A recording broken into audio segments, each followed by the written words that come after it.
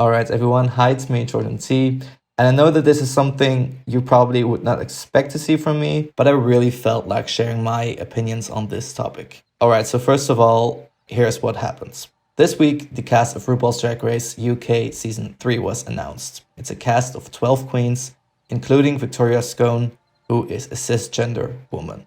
Well, a cisgender lesbian woman, and I'm only stating her sexuality because it will be relevant to a later point in the video. Same goes for mentioning that Vanity Milan is the only black queen of the cast, as that is something that will be relevant for what Daniel is saying.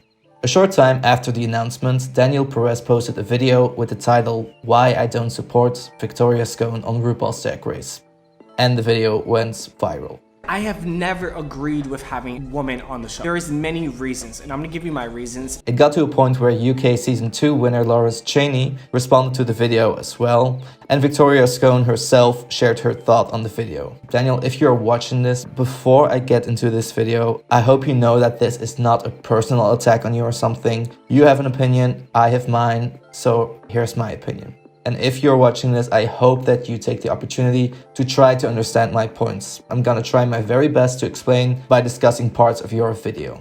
There are some shows that should just be catered to the LGBT. That some shows should be catered just to the gay community, just to gay males, just to transgender males. It should just be catered to us.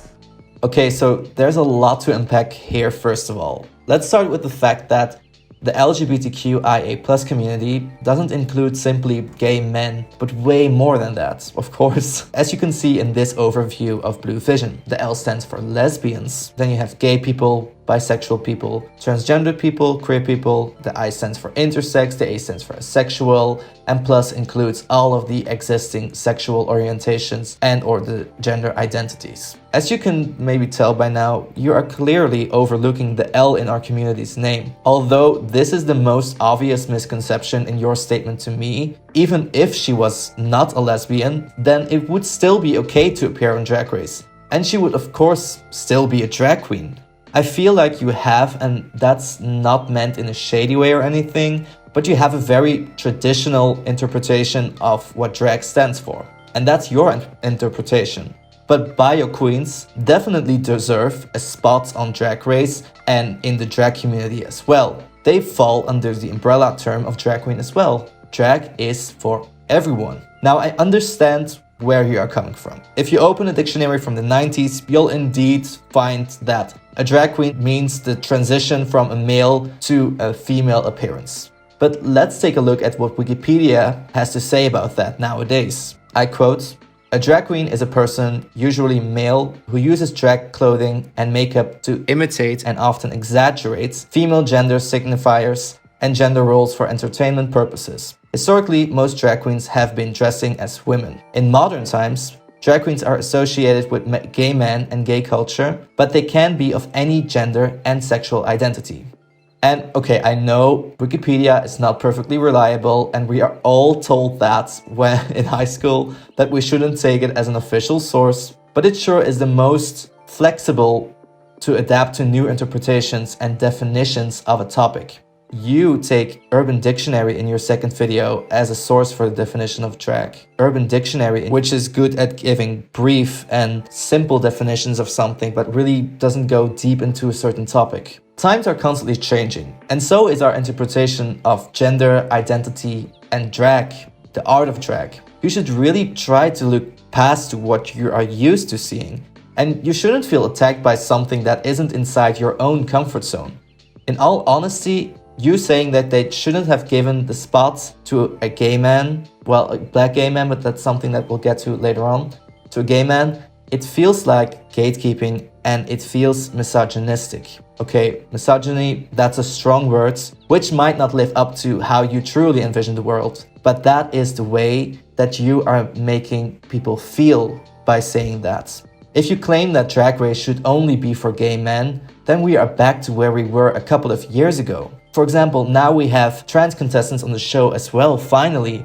And it was because of these kind of short-sighted opinions that it took such a long time. It's just a show that's catered for males, that's transformed themselves to women. The exaggeration of what a woman is. No, it's not. Again, that's a very outdated definition of what drag includes and what drag stands for. Drag isn't just about the transformation from male to a female appearance anymore, and it never has just been that actually, if we look back at history. How I see it, Drag Race started out as a search for someone to follow in Ru's footsteps, someone that would carry the legacy of RuPaul and his drag aesthetic. But the show expanded their vision throughout the years. RuPaul expanded his vision as well, and he grew from it. And although some people may disagree on that, but honestly, I really don't care for which reasons he changed his vision. But I'm just happy that the show RuPaul's Drag Race is expanding the field of those queens that can participate nowadays. Drag is so much more than just that transformation. It's about identity, about gender, representation, and although you might enjoy the transformation the most, whatever that includes, it's wrong to force a preference upon others. And I'd like to quote Sherry Vine on this from an article of Shondaland. So Sherry states, "Certainly in the early 90s New York East Village scene, where it started, it was gay men." She goes on saying, "Drag was kind of defined as gay men wearing women's clothing for entertainment purposes. The lines were bold and you drew within the lines. Today, the lines are slowly starting to blur, with bio queens like Creme Fatale, Crimson Kitty, and Vicky DeVille making names for themselves." Then also Monet Exchange stated in the same interview that because it involves makeup and feathers and sequins, people tend to forget that drag itself is a political statement. When bio queens do drag, even though they are women, by getting in drag, they are making that statement. I think Victoria's lovely. I think Victoria she gives very drag queen vibes. Well, she gives those vibes because she is a drag queen. She is literally a drag queen.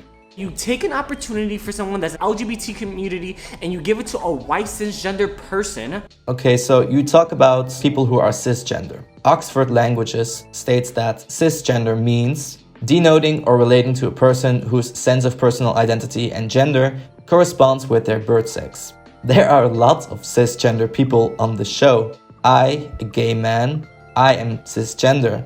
Same as the majority of contestants, so I don't get why you're just talking about Victoria on that. You might want to refer to female cisgender. Okay, I get that you may have chosen your words incorrectly, maybe. So let's move on. However, it becomes questionable in the future when someone that just did beauty is going to be like, well, I can do beauty. Look at the transformation that I have. Next to the fact that this is once again just a preference of a drag style, and if you don't like other drag styles, then you shouldn't force that upon others. Victoria's drag aesthetic isn't just about beauty. If you scroll a bit through her Instagram, you can easily tell that she focuses on a lot more than that. But again, even if it was, you refer to examples of drag queens whose transformation you enjoyed.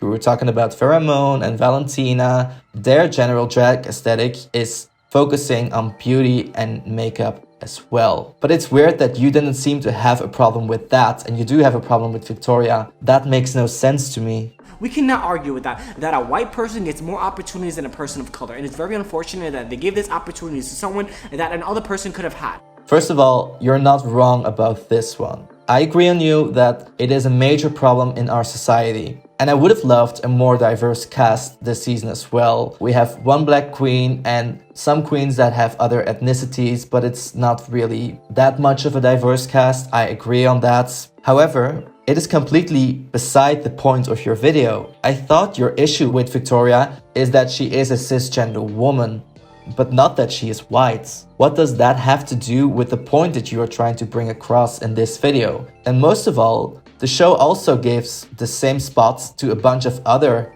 white contestants. So why are you attacking Victoria in particular for the lack of representation in that field? Okay, so within 24 hours after the first video, you posted another video addressing Victoria and Lawrence. In your second video, you state that you don't have anything against Victoria. Yet by choosing your video title to be Why I Don't Support Victoria Scone on RuPaul's Drag Race, of course you're gonna stir things up. And of course, don't expect her to be happy about that title. Whoever said by having Victoria in the cast it makes it diverse is completely stupid. Don't call people stupid because they don't share your mindset. And once again, you are making it about racial representation all of a sudden. You're saying that this is your first point, and I did talk about it moments ago. So make a video on that instead, because I do agree on you on that. But talk about how you desire more people to be included rather than make a video in which you attack others who weren't included in the first place. Does not make sense that you are picking on just Victoria for that lack of representation. I must say that honestly, your second video confused me even more regarding the point that you're trying to bring across. Honestly, there's no point in when someone disagrees with you, simply repeating and shouting the same opinion twice as loud and twice as angry.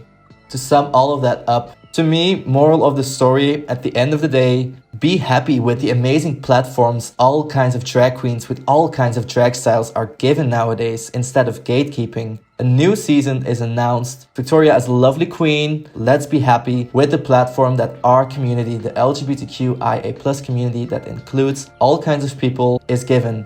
Daniel, if you are watching this, I know that you are getting a lot of angry people coming at you right now, but please take the time to think about what people are saying to you and try to listen. I get there's probably gonna be a lot of very hateful comments as well, but please take the time to listen to those who just want to share their opinions towards you and be open for that. So for people watching this video, there's no point in sending hate to Daniel or something like that. I would love if we could discuss this peacefully and share our opinions on this in the comments. Well, instead of sending hate, please send love to Victoria instead. Thank you so much for listening and have a nice day.